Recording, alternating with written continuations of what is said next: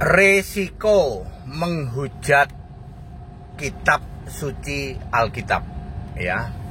Saya Pendeta Tan Honai dari Gereja Alkitab Allah Esa Firman Utama Gaifun, the big one church in the world, ya. Saya mau ngasih tahu resiko yang harus ditanggung oleh seseorang yang menghujat atau menghina satu-satunya kitab suci, yaitu Alkitab. Kita semua sudah tahu, ya. Ada yang maaf kata nih nantang-nantang yang dudukin Alkitab, ya. Endingnya kita semua sudah tahu. Ada yang ya menghina-hina Alkitab itu cuman yalah kitab karangan dirubah-rubah dan seterusnya. Endingnya kita tahu. Saya mau ngasih penjelasan bagaimana Yesus sendiri yang berkata, dan ini nggak main-main, ya.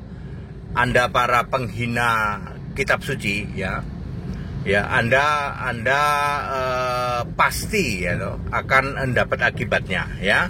Seperti ini Yesus berkata di dalam Yohanes 5 ayat 39. Perhatikan, banyak orang menyelidiki kitab suci, K huruf besar strip K huruf kecil, kitab suci S huruf besar. Di dalam kitab suci itu ada kitab-kitab, ya, misalnya Kejadian, Keluaran, itu kitab suci, di dalamnya ada banyak kitab, ya. Banyak orang menyelidiki kitab-kitab suci. Perhatikan, kamu sangka olehnya, ternyata kata ganti kitab suci itu huruf besar loh, oleh stripnya. Sama dengan kata ganti Allah, ya, olehnya atau nya, ya, dia D huruf besar. Kitab suci itu kata gantinya nggak main-main, N-nya huruf besar, nya. Artinya apa?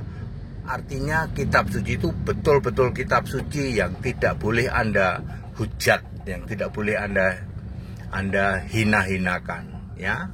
Banyak orang menyangka olehnya kamu dapat diselamatkan, ya. Memang benar bahwa di dalam Alkitab itu menulis tentang aku dan tentang keselamatan itu. Tetapi kamu tidak mau datang kepadaku untuk hidup kekal itu memperolehnya, ya. Jadi Bapak Ibu Saudara, Yesus sendiri sudah berkata bahwa kata ganti kitab suci itu N-nya huruf besar, ya. Yohanes 17 ayat 17, firman-Mu adalah kebenaran. Baik, sekarang secara real gimana Pak Pendeta HTD? Ya, Anda yang menghujat-hujat, ya, menghujat-hujat Alkitab, ya. Kalau sekarang ini mukalaf tukang hujat Alkitab itu tinggal ada dua, ya, tinggal ada dua. Yang satu yang suka menggotong-gotong, ya, Alkitab, ya, kitab-kitab palsu lah, ya, 2 koper, ya. Dia sering mengatakan ini Alkitab ini berubah-berubah dari ini menjadi ini tahun sekian, ya. Seperti itu, ya. Itu menghina kitab suci, ya. Ya, seperti itu. Kita harus tahu, Pak, bahwa dulu siapapun kita, waktu kalian dikandung oleh ibumu pada saat janin usia 4-8 minggu, yang memberi roh kamu itu jadi hidup, kamu punya hidup itu adalah Yesus, ya. Bilangan 27 ayat 16, Yesus itu Allah dari roh segala makhluk, ya. Dulu yang ngasih hidup kamu itu Yesus. Setelah kamu gede, kamu hujat-hujat itu Yesus, termasuk kitab suci. Bayangin, ya. Kira-kira gimana tuh, Pak? Keraknya neraka. Jadi sebaiknya kalau jangan menghujat, gimana, Pak? Ya tanya saja, ya. Contoh, ya, Anda tidak usah menyimpulkan Yesus itu bukan Tuhan, Yesus itu bukan Allah. Berdasar ayat Matius 26:39, Yesus sujud kepada Allah, berarti Yesus bukan Tuhan. Itu namanya Anda menyimpulkan, menghina. Loh, mestinya gimana, Pak? Mestinya Anda tanya dong. Tanyanya ke siapa? Kalau cari orang Kristen, cari Pendeta HTD. Pak Pendeta HTD, bagaimana Matius 26 ayat 39 itu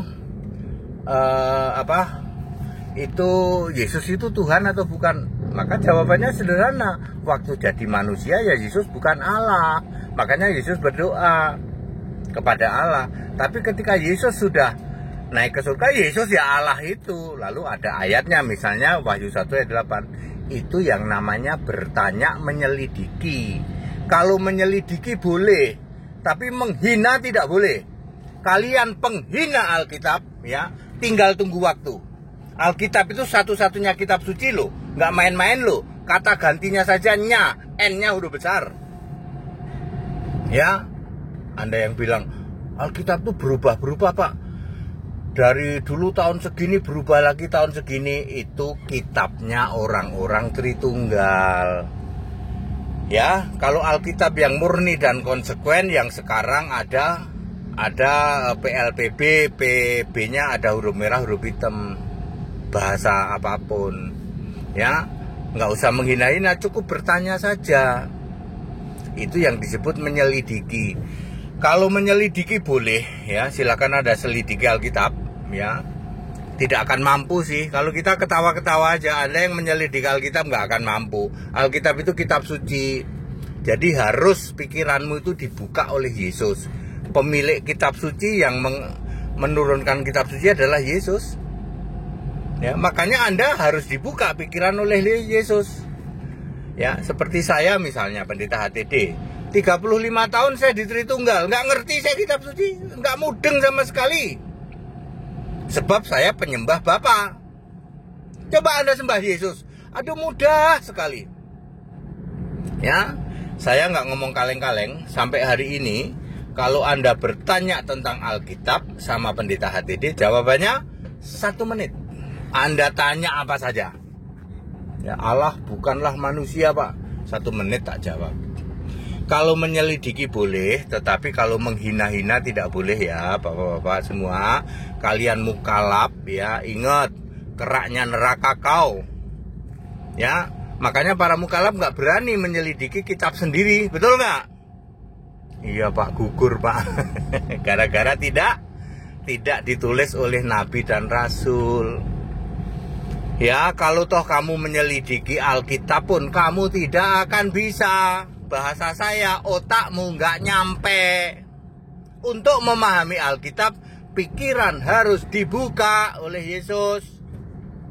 Ya, jadi sebaiknya tanya saja sama pendeta HTD. Jangan menyimpulkan, menghujat kitab suci Alkitab. Ya, tanggung sendiri lo, nggak main-main lo. Alkitab itu kata gantinya saja huruf besar. Yohanes 5 ayat 39. Banyak orang menyelidiki kitab-kitab suci. Kamu sangka kamu dapat memperoleh, kamu sangka oleh kitab suci itu kamu dapat hidup yang kekal. Walaupun kitab suci memang menulis tentang itu, tetapi kamu tidak mau datang kepadaku untuk memperoleh hidup yang kekal itu. Clear ya, kita Indonesia jangan menghujat. Kalau mau menyelidiki, tanya. Untuk sekarang ini pusat tanya ke pendeta HTD. Karena di jagat Indonesia ini tidak ada yang bisa menjawab pertanyaan tentang kitab suci dalam 1 menit. Saya bukan nyombong ya. Saya bukan nyombong. Silahkan dibuktikan. Anda tanya apa saja 1 menit kalau sama HTD. Ya, jangan lakukan hujat. Ya, kalau kamu nyelidiki, coba tanya aja. Nggak usah ngambil kesimpulan.